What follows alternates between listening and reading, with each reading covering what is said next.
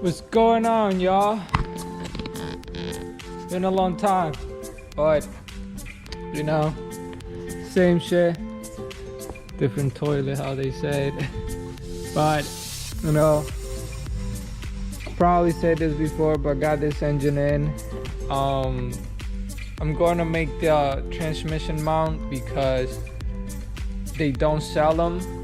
Grannis doesn't want to sell them, but like I said before, I got my bell housing from Grannis with my T56, and I got my clutch over here. Got my twin disc. Got my flywheel. I got the bearing, the throwout bearing, and the other rest of the stuff that comes with it. But for now, I'm about to do is make transmission mount. I got the new bushing for it. So I went and got the jack and the pipe bender, which is right here. You know how it is, you gotta take care of it, because you know, motherfucker probably gonna return that shit right after I'm done. But yeah, I'm about to get that on and yeah, get on it. So I'm gonna put you on and see what's up.